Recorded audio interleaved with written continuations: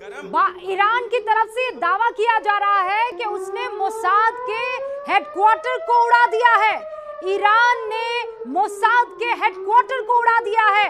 बड़ा दावा ईरान की तरफ से किया जा रहा है। आरएसएन सिंह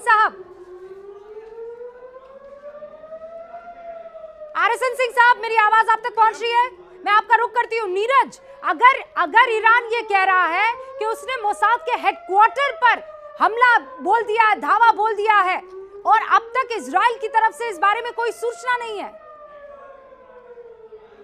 देखिए, बिल्कुल अभय, अगर मोसाद के हेडक्वार्टर पे देखिए, थोड़ी देर पहले जब ये हमले शुरू हुए थे तो इस तरह की खबर आई थी, लेकिन अभी तक आईडीएफ इस तरह की चीजों को आईडीएफ आधिकारिक तौर पे घोषणा करते कि वो उन्हें कहां नुकसान हुआ है, ये इसके बारे में मीटिंग के बाद पता चलेगा। और उसी का आकलन किया जा रहा है कि क्या मोसाद के हेडक्वार्टर पे भी वो कोई भी मिसाइल का हिस्सा पहुंचा या मिसाइल वहां डायरेक्ट हिट किया है। कीरिया में ये बैठक चले, मोसाद का हेडक्वार्टर उसके आसपास जरूर होगा, लेकिन मोसाद के हेडक्वार्टर पर डायरेक्ट कोई मिसाइल हिट हुआ है कि नहीं, इसकी जानकारी आधिकारिक तौर पे इजराइल की तरफ से नहीं दी गई है। लेकिन हाँ, ये जरूर है कि ईरान 9 घंटे पहले हिजबुल्लाह की तरफ से भी ये कहा गया था कि हमने मोसाद के हेडक्वार्टर पर धावा बोल दिया है, हमने मोसाद के हेडक्वार्टर को उड़ा दिया है। 9 घंटे पहले की यह खबर है।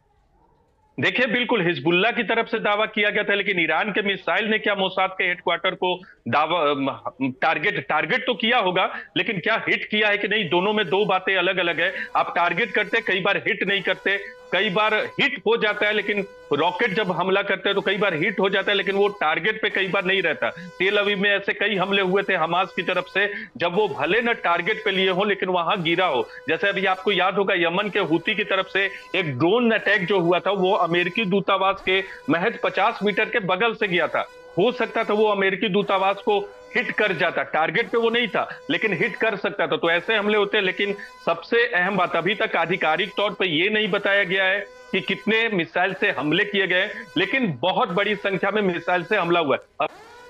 मतलब 1500 मिसाइल। अभी भी ये दावा जरूर किया जा रहा है ईरान की तरफ से, या ईरान की तरफ से जो खबरें आ रही है, लेकिन जो सूचना हमें मिल रही है वो ये है कि 150 से 300 मिसाइलें दागी गई हैं और उनको टाइम रहते इंटरसेप्ट कर लिया गया है। ये जानकारी अब तक आ रही है और जो मेरे ख्याल से थोड़ा व्यवहारिक भी लग रही है। अब देखेंगे आगे किस तरह की इंफॉर्मेशन आती है, क्योंकि अभी दावे तो बहुत कुछ किए जा रहे हैं। और अगर मोसाद का हेडक्वार्टर है, अगर वो उसको उड़ाया गया है तो ये मुमकिन है। ईरान के पास ये कैपेबिलिटी है। ईरान की मिसाइल्स जो हैं, खासकर खुर्रम शहर, वो मिसाइल जो है वो 5 मीटर के दायरे में गिरती है। और हमने 8 मुझे अगर सही बोल रहा हूँ 8 जनवरी 2020 जनरल कासिम सुलेमानी की हत्या के बाद जब ईरान ने हमला किया था इराक के एयरबेस पे, जहां अमेरिका की फोर्स तैनात हैं, तो वहां पे उसने उनके जो बंकर्स हैं और जो उनका जो एयरक्राफ्ट के शेड्स हैं वो उड़ा दिए थे, तबाह कर दिए थे। तो यहाँ पर बड़ी खबर आ रही है, बस सूत्र ये बता रहे हैं नीरज के इजराइल, जॉर्डन, इराक, इन्होंने अपने एयर स्पेस को बंद कर दिया है and that is the perfect route to Iran.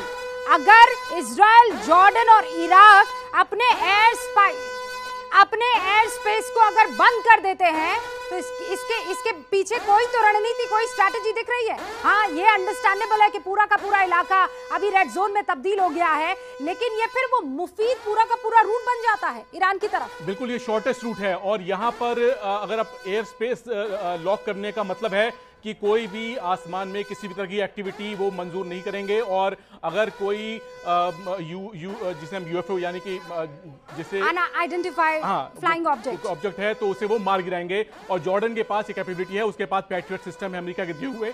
और अगर उसने पिछली बार तो इनकार किया था, लेकिन मुमकिन है कि उसने इस बार इस खतरे को देखते हुए ईरान की कुछ मिसाइलों को रास्ते में खत्म किया हो, इसकी पॉसिबिलिटी है।